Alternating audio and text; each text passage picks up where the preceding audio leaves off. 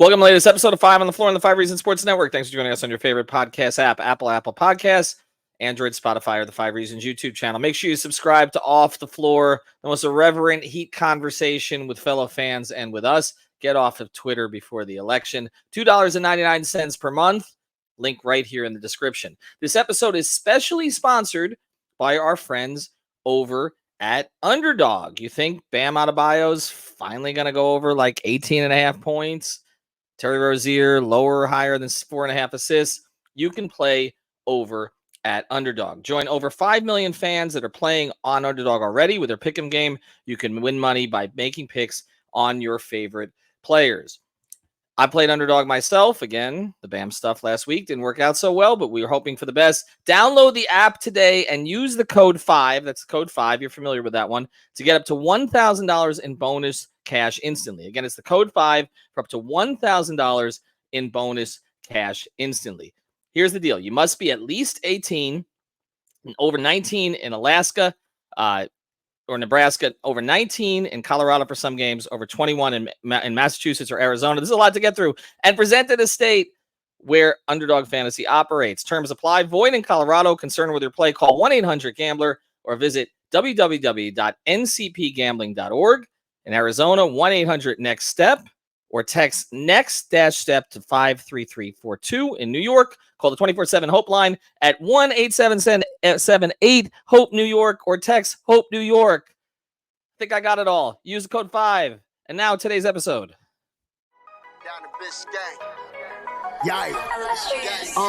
5 on the floor. Ride for my dogs. Where here's the thing. You can check the score. Hustle hard, couple scars. Wearing rubber frauds. Just like Buckley said, you in trouble, y'all. Kept the flow playing. Got it all banned. Y'all seen the block. Stop with one hand. And Pat we trust. You sound scared. It's about have the guts. We're here to bring the heat. Y'all can hang it up. Welcome to 5 on the Floor, a daily insider show on the Miami Heat and the NBA, featuring Ethan Skolnick, Greg Sylvander, Alex Toledo, Brady Hawk, and others from the 5 Reasons Sports Network. Also, make sure to subscribe to Off the Floor for the most heat anywhere.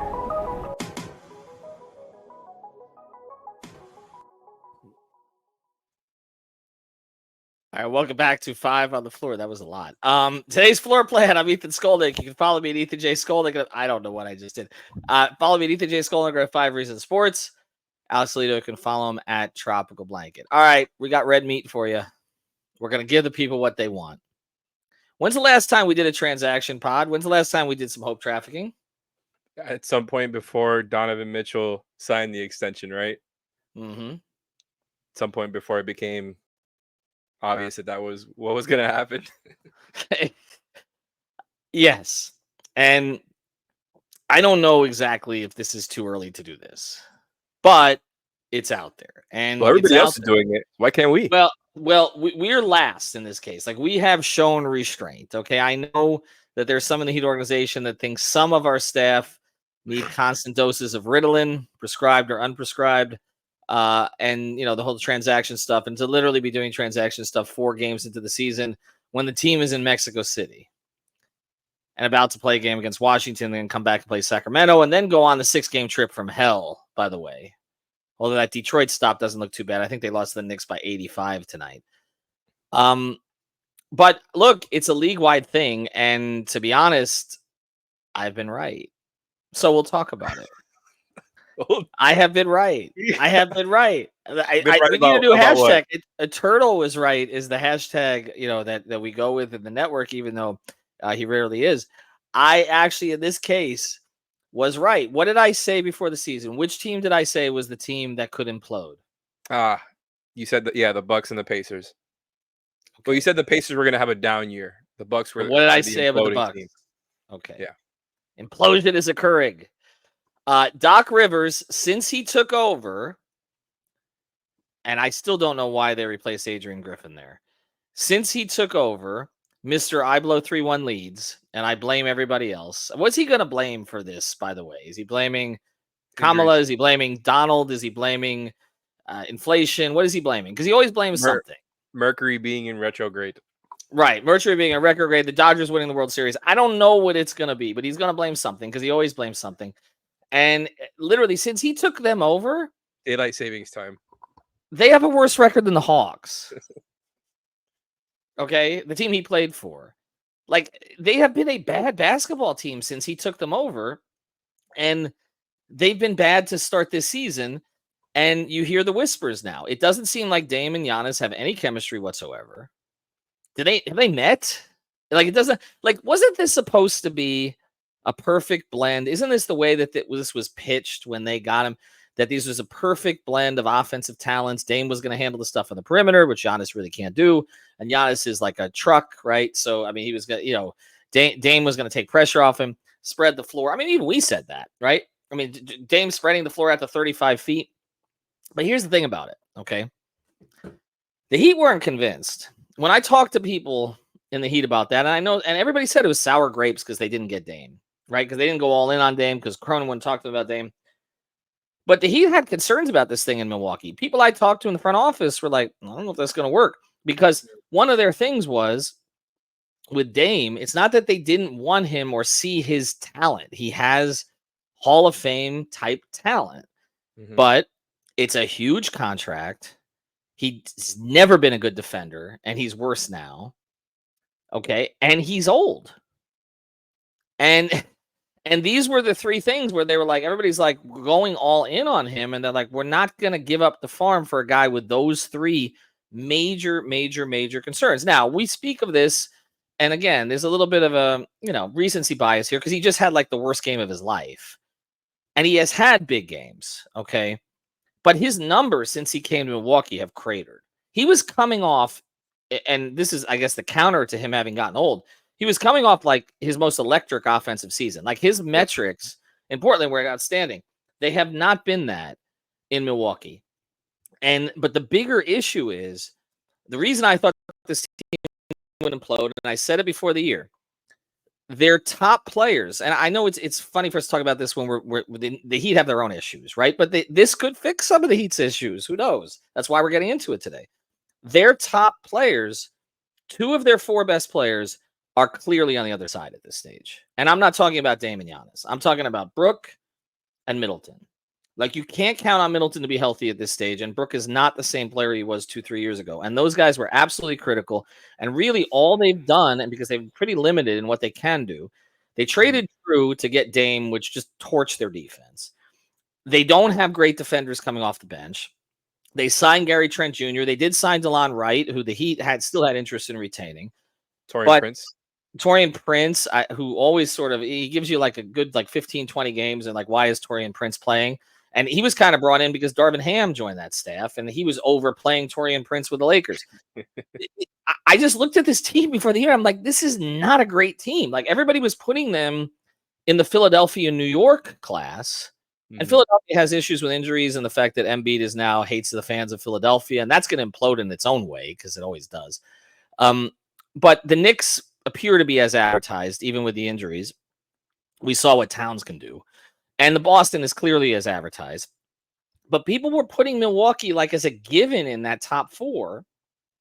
And I just didn't see it.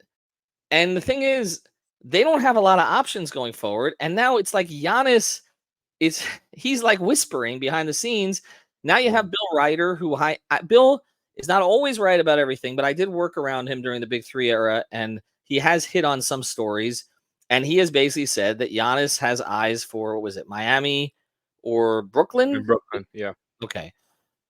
There's others who say maybe New York. And then, of course, there's the reality of this, that OKC could outbid everybody if they want to, if he wants to go there. And we could just basically end the next few seasons if they got Houston, maybe? That's just me like brainstorming. Just Houston, and the other one that's always been mentioned with him is Golden State. And some of these teams are the same teams that we are going to have conversations with about Jimmy if this thing doesn't get right with the Heat this year, because Golden State, Houston, those are the 2 teams that keep popping up around him. Brooklyn's another one. There are like 3 or 4 or 5 teams consistently discussed as far as possibilities for him, and then you have to actually break down the numbers. But Alex, this is all a long way of getting into this. But just to say, like, it doesn't seem like this effect that could affect the Heat, not just because of the potential of stealing one of these stars at some Mhm. point. But also, we were like, okay, which teams are going to fall out of this clear top 6, right? To allow the Heat to get out of the play-in this season. And I said Milwaukee could be one of those teams. And now you have Paolo's going to be out for he got off to an amazing start for Orlando. He's going to miss 6 weeks, it appears, 4 to 6 weeks. Before he gets Philadelphia, reevaluated, he might not even be back at that time. he might not even be back. And then Philadelphia is dealing with this thing where Embiid won't play back-to-backs, and now there are complaints about it. And I'm saying, and this is what I said, like for the Heat to be able to move up, a lot of it's on them. They got to figure out a lot of stuff. Okay. The Bam thing is a problem right now. Jimmy doesn't look consistently engaged or effective against 2 good teams that they played so far. They're forcing the backcourt thing. It's pretty clear. Tyler's looked terrific, but again, at what expense? All of these are things that we've talked about. But the best thing that can happen to the Heat is if some of these other teams are not what we thought they were. And other than Cleveland, nobody has really played at a level higher than we thought of those teams. So let's start with that before we get into the possibilities of Giannis and Dame. Do you think there's any chance that the Heat can stay ahead of Milwaukee this year if Milwaukee stays intact? Yeah, I think there's definitely a chance. That's one of those teams where, like, yeah, if they're all healthy, that you probably think they're a better regular season bet, even with like accounting for potential injuries with some of their guys. I think they're everybody probably had them as a higher seed than the Heat would be. I don't know. I just like everything we've seen so far has been really discouraging if you're a Bucks fan. Like you look at what they've been doing, and Chris Middleton obviously hasn't played a game for them yet. So you can, hold on to that, even though, like you mentioned, it's not like he's still, at the top of his game, although he would definitely help, right? Because anybody would help at this point for them. Like you look at their starting lineup this year without Middleton, it's Dame, it's Giannis, it's Brooke, and then they've got Taurean Prince and Gary Trent, who they acquired this summer. That lineup, obviously, it's really early, but I was just looking it up. Negative 6.21 net rating. Like those are your best players right there. You can't be a negative 6 net with your best players. Like those are the 5 best players on your team that are healthy. And again, you can hold on to Middleton coming back at some point, and that's cool and all, but something's not right there. Like it should not be that bad. And when you look at some of the stuff from last year, I don't have it in front of me at the moment, but when those guys were healthy, it was a really good lineup. Like it was a very productive lineup in the positives. Like I think they can, maybe hold, like just look back on that and be like, okay, we'll be okay when he comes back. We're just going to stabilize. It could just be a rough start. Sure. But it's not like things were going in the right direction beforehand either. Right. Like you mentioned, ever since they've gotten Doc, things have just gone downhill. I mean, Giannis had that weird comment before the season talking about how he could end up on another team or something like that. Like, the Bucks could trade him or something like that. I forgot what it was. Of course, Dame like originally didn't want to be there until he did, just because of what was happening with Portland. Like the whole thing is a little weird. And then I think Dame a little while ago had a comment about like, oh, me and Giannis should be able to hold each other accountable. It's like, you guys aren't doing that. Like it's been a year in. Well, I don't know what they bargained each other for when you're on the court together. Like what? Well, and it's not. And here's the thing: I mock Doc a little bit, and there are things about Doc I do appreciate, but he does again tend to blame everybody for everything. But the one thing he should know how to do is get stars to play together. I mean, he coached the greatest team of all time. If you ask people in Boston, the Celtics team of Pierce Allen, he did blend that thing. That team got off to like a crazy start. Remember, like you talk about big threes. First like season. that was the big three that had no adjustment period. And part of it was they were all kind of at the same stage of their careers and they complement each other perfectly. And nobody on that team of their top 3, not including Rondo, their top Garnett, Allen, Pierce, they'd all been to the conference finals, but no further. So it was sort of like they were all in this position where they needed each other. They understood it. And maybe so it wasn't as hard as what Spo had to do with Dwayne and LeBron and Chris, where you had 2 guys operating the same part of the floor and all the rest of this. It was Dwayne's town, but they were trying to make it LeBron's team, all of that stuff. And Chris was trying to find his way. So Doc did a damn good job, again, with that. But, I mean, he had Griffin and CP3 in LA. He's had stars in various places. So, but this, yeah, right. It just has not worked. And again, it does seem like a personality thing. It does feel like one of these things where they just don't click. And the thing is, I just as an NBA observer and someone who's interviewed both, I like both of them. Like, I think Dame has a certain realness to him. I appreciate, and Giannis is just like a nice guy. Like I say this all the time. Like, I watch how people treat, the attendants in the visiting locker room, and Giannis is always the guy who's pulling out $100 bills. Like, he is very pleasant to everybody there. And he's been that way since the very beginning. I sat down with him when he was a rookie, and like, I wrote a story about foreign players adjusting the NBA. And he like started tearing up when he was talking to me about his adjustment. He was a skinny guy at that point.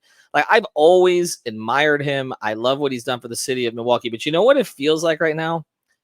It feels like he's saying, the opposite of a relationship thing. He's like, it's not you, it's me. Like, that whole comment, he was, usually it's, it's not me.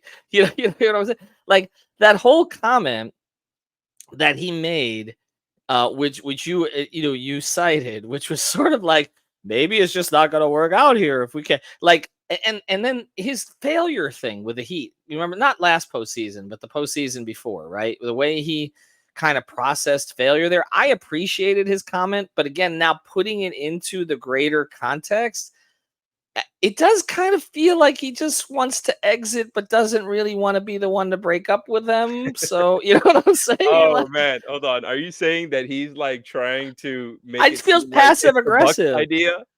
Yeah, It's the Bucks idea. I to break can't up. pull this off for you. I'm sorry, guys. Like, it's so maybe you should just move me before it's too late. Get me to a bigger market where I can make a ton of money. Because I had always heard he didn't want to be in a big market. And when we sold this hope trafficking we did, in 2000, we sold shirts. We sold Giannis Bam shirts, okay?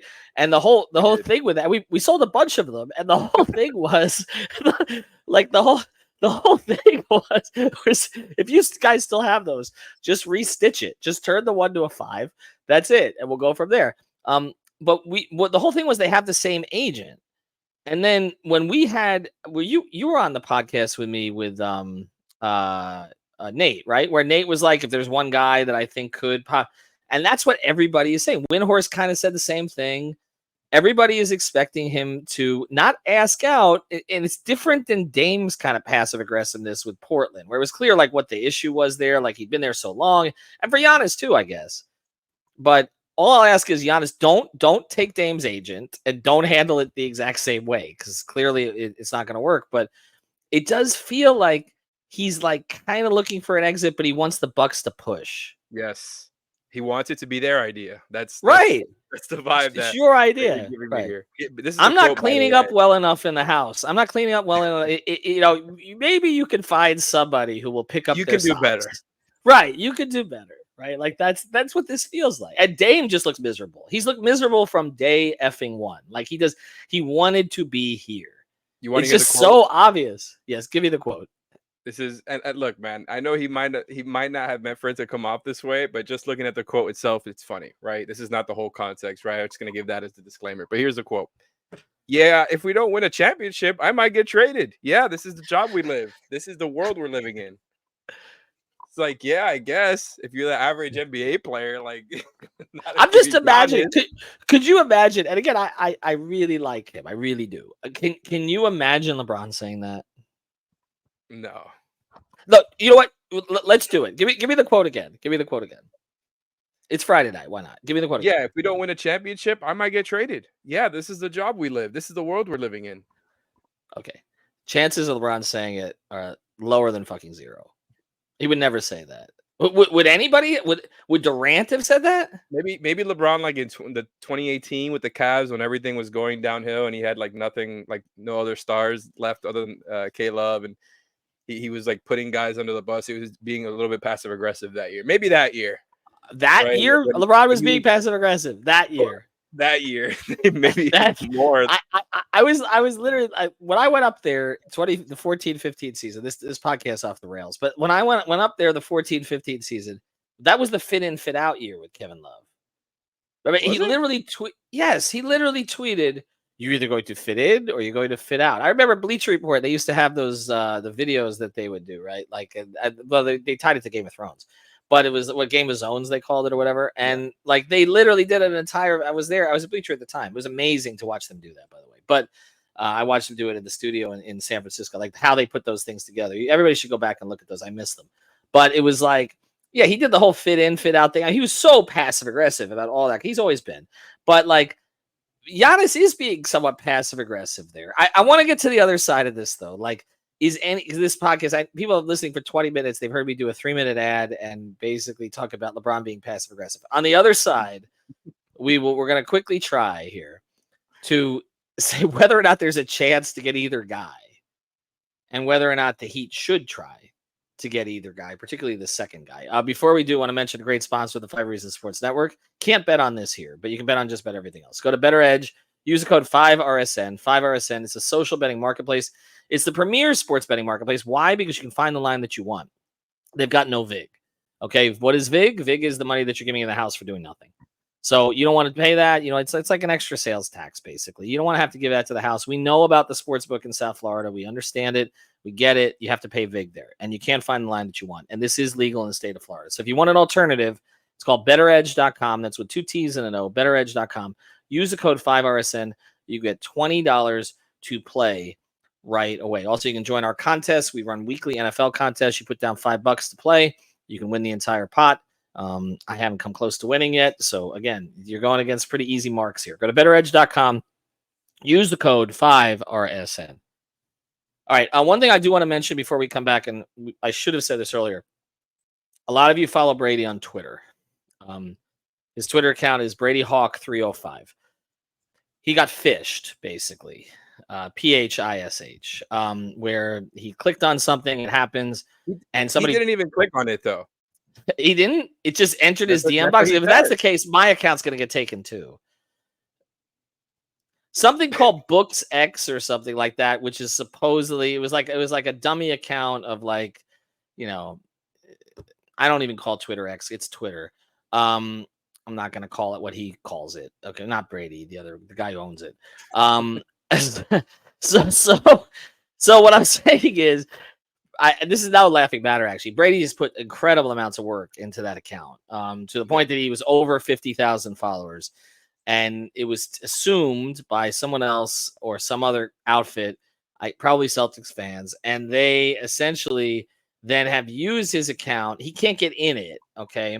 And they've used his account to then send DMs from his account, from what was his account, to what were his followers to try to phish them as well. So a couple of things. One, don't open anything, okay? That's the first thing. Yeah. Second thing, okay, don't blame Brady. It's not his fault. Okay. Obviously, he didn't intend for anything to happen. But also, we are on the road to recovery here. I want to thank the Heat for getting involved in this, brought it to their attention. And it's a lot easier to get the attention of a social media outlet when, someone with, an account with 5 to 7 million followers or whatever it is doing it, as opposed to, say, mine. So we appreciate that.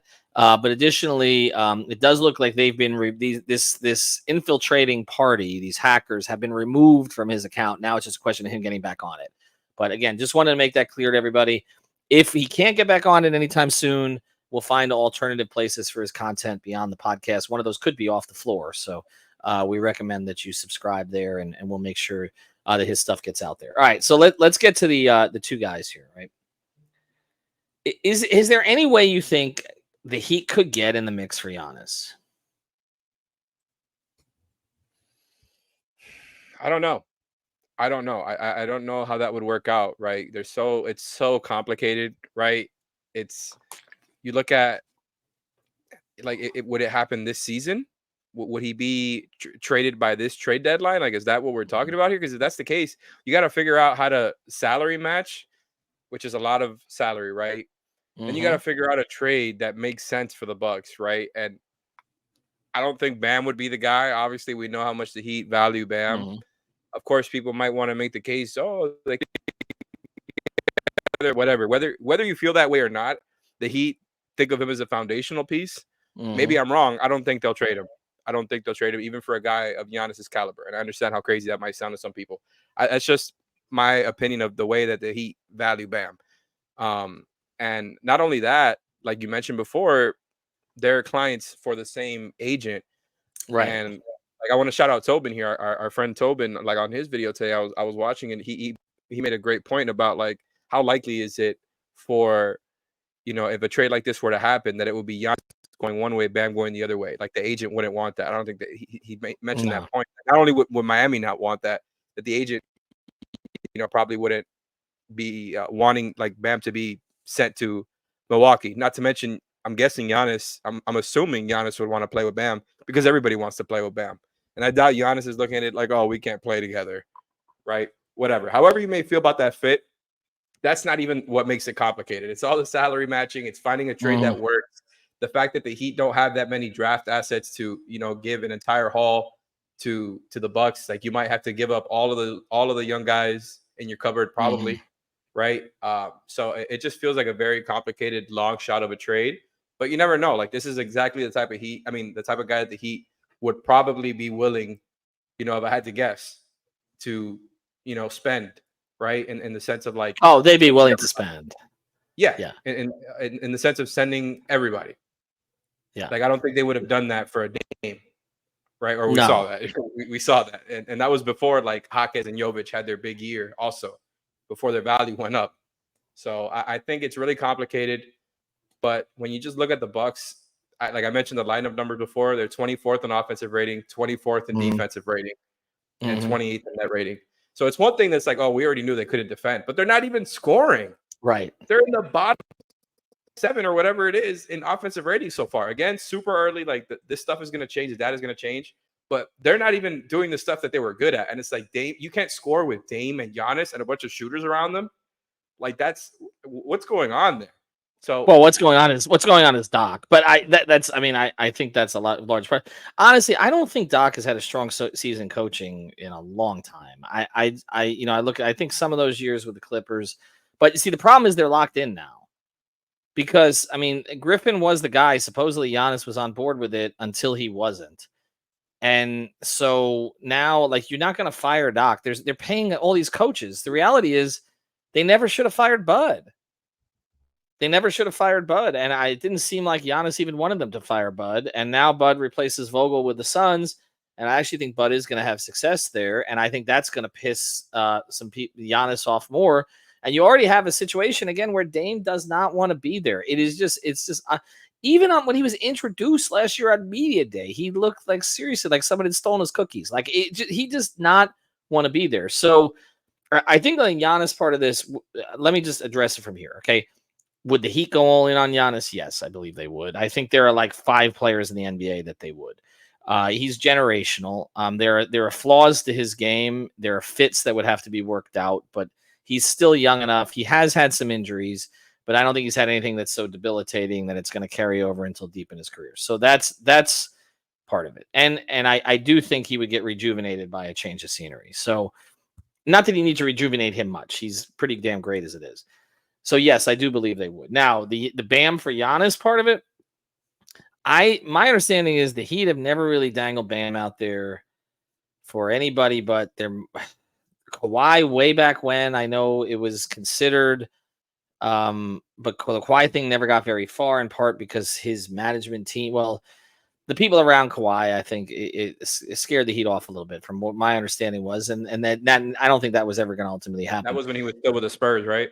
Yes, still when he was Spurs. And then the other part of it with Giannis, with Bam, again, would they have moved him for Durant? I know that I think Dan has reported that they would have. I don't know. When push comes to shove, if it's going to be the Bam we've seen in the first 4 games, then okay. But I think Bam is going to play better than that as the season goes on the offensive end. So would you? You make a good point with the agent, but it wouldn't be the first time that the players with the same agent are traded for each other. There's only so many agents in the NBA, so I guess it could happen. I think we overstated their relationship a little bit when we were hope trafficking 3 years ago. There is kind of a fit issue there too offensively. Defensively, if they were still close to their primes, it'd be tremendous. But again, Giannis is not an elite shooter, and we've hyped up the Bam thing. He hasn't hit a 3 in the first 4 games in 8 attempts. So I think maybe we got a little ahead of ourselves. So that's that part of it. Would they go all in? I do believe they would. Would they have the assets to get him? I think it's unlikely. They would need him essentially to say what Dame said. But I don't know if Milwaukee would handle it. Was it Horst there? I don't know if they'd handle it any better than Crota did. Just get me to Miami. Or I'm not going to go to, say, an OKC or something, or I'm not going to be happy there. And I don't think that's Giannis has played in a relatively small market.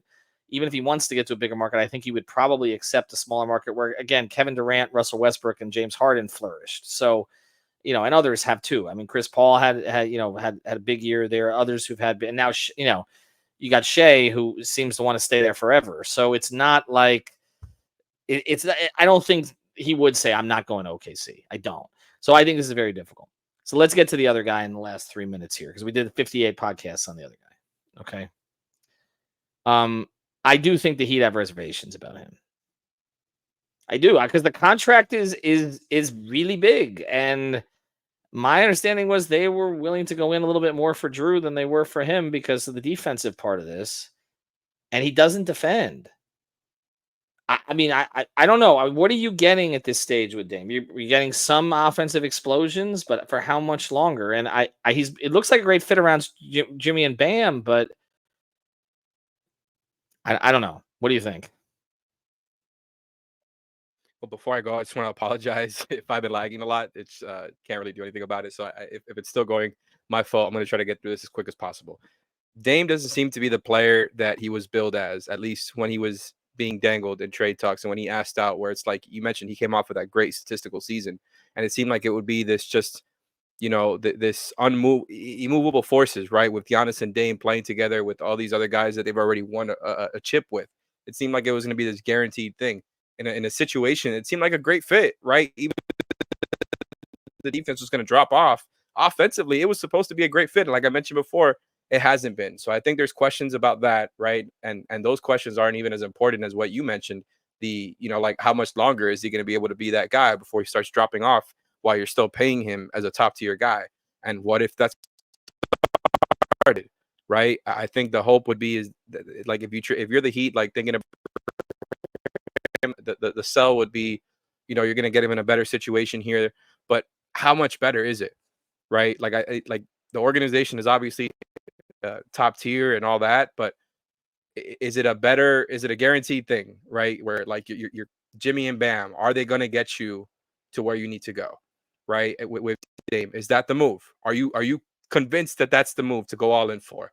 And I think that's the trouble with the Heat, right? Like they didn't go quite all in, right? When he was out there, like obviously you reported all throughout that saga, and I think it would be a question now if they're willing to give up like Jaquez, Ware, Jovic. Like I don't think they want to. I don't think they'd be wanting to give up that plus the salary it would take, which are going to be some of your important players there, whether it's a Hero or a Duncan or Rozier or some combination, whatever. It's going to be a couple of those guys plus all those young guys. Plus, I don't know, like they're gonna want young guys, right? If they're just giving up on this whole thing, are the Heat gonna do that?